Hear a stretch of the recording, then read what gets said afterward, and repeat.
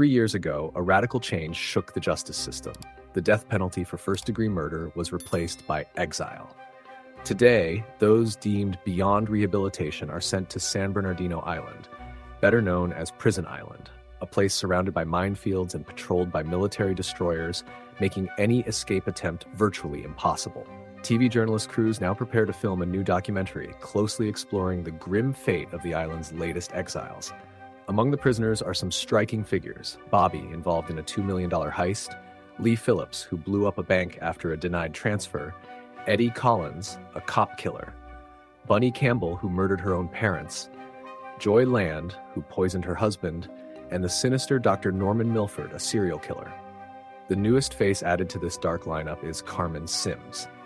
The journalists are excited. There's no shortage of material. Carmen arrives on the island escorted by a policeman who reads her rights before abandoning her to her fate. Upon arrival, she notices the bodies of female prisoners floating along the shore, but remains unaware of the man watching her from the cliffs. Soon, Carmen meets Dr. Milford, who claims to be innocent among a group of confessed murderers. He mentions that there are about 40 survivors on the island, all struggling to survive. When Carmen reaches the main camp, she finds Bobby in command, with his right-hand man Mac enforcing respect. The few women are seen as valuable assets, and Carmen quickly realizes she won't be able to move freely. She decides she wants to change the brutal dynamic, but the next morning she's forced to join the collective farm work, plowing the land and helping build a barn.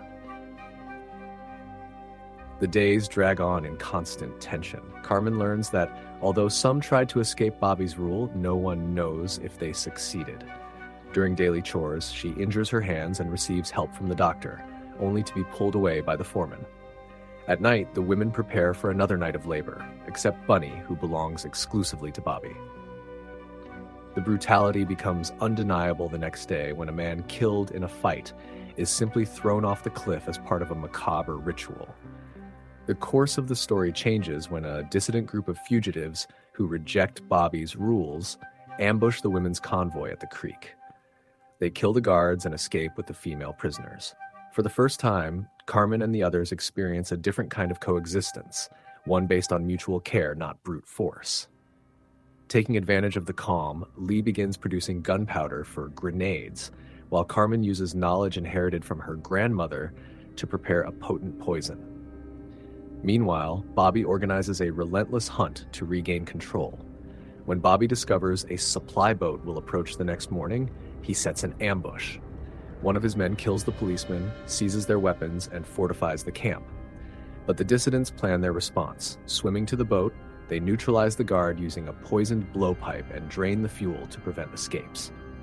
A key moment comes when Dr. Milford confesses he was convicted for shutting off a dead patient's life support machine, and that he has no desire to return to a world where he was betrayed.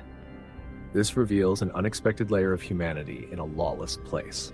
The final battle erupts. The dissidents split into strategic positions, set up explosives, and launch a direct attack.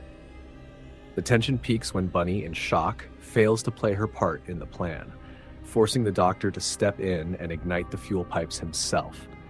A devastating explosion destroys Bobby's bunker, but he narrowly survives, only to be taken out moments later. With the enemy leadership dismantled, a temporary peace returns to the camp until the unexpected arrival of the police, calling for Dr. Milford to face a new trial. The doctor calmly refuses, stating that Milford died there. He chooses to remain on the island, where he has found a strange sense of belonging. Interestingly, this film was one of the first American movies to depict a government-less society on a prison island, where women become central pieces in a brutal power struggle. A fun fact about Terminal Island is that it was one of Tom Selleck's first major roles, before he shot to worldwide fame with Magnum P.I. If I were in this story, I would never let the group split up so much during the confrontations. That always creates vulnerabilities. I would focus on consolidating forces and ensuring everyone had clear roles before each move, especially in such an unpredictable environment. One point I found fascinating was Dr. Milford's transformation, from serial killer to an almost protective figure, showing that even in extreme settings, human behavior can be surprisingly complex.